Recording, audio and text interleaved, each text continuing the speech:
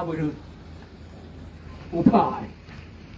Mereka ada PA mali mengenai tunggu.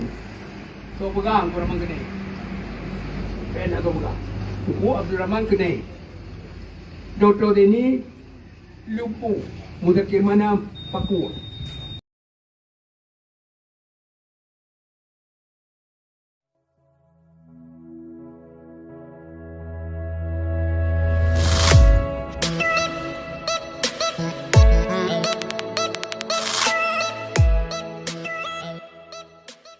Assalamualaikum warahmatullahi wabarakatuh. Alhamdulillah.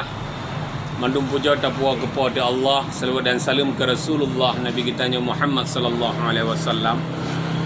Merupakan alam dalam Ku Anwar Sanusi channel.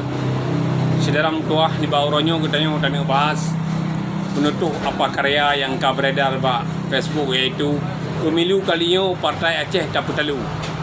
Nyamban sederam tuah. Jadi Kemandum Bangsa Aceh yang di 20 kabupaten dan kota di Bumi Aceh, pemilu kalinya menurut apa karya adalah Partai Aceh Taputalu. Nyamban. Dalam hal ini tanda pegah saya dalam tuah bahawa terjadi perpecahan dalam tubuh KPA. Nyamban. Jadi KPA terjadi perpecahan. Mosi tidak percaya kepada Wali Nanggro, kepada Muzakir Manaf, kepada Abu Razak terjadi di kalangan mantan gam cederam tuah. Jadi menurut apa karya betamu perang gede sabi keroro tu. Jadi urang yang kahana betul dapat tren. Nyamban so ke Banjar ada petren dengan Taputalu Partai Aceh.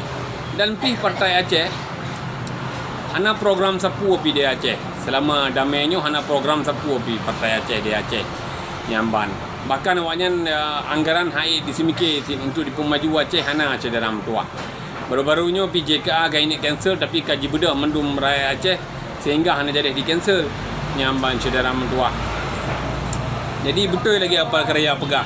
Nak sampau-sampau laju, nak besah-mesah laju ba masyarakat ban Sigom Aceh.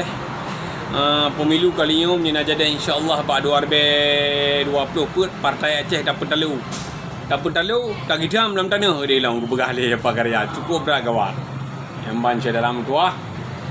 Betua ne sah laju lagi pesan apa karya Partai Aceh Taputalu karena hana manfaat siapa pikir rakyat, dan lembaga Wali Nanggro pi hana manfaat siapa pikir rakyat yang kena jino.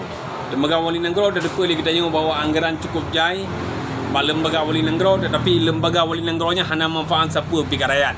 Cuma je ke alat politik bagi partai-partai tertentu. Nyamban cederam tuah. Dan Wali Nanggro pi sering dah kalian hanya mewakili sebuah partai sagai.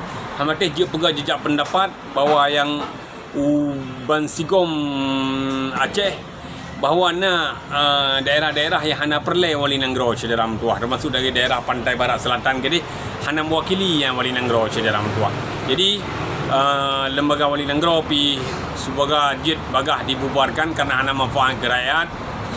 Hanya je ke sebuah lembaga politik yang terjadi perpecahan di Bumi Aceh ni.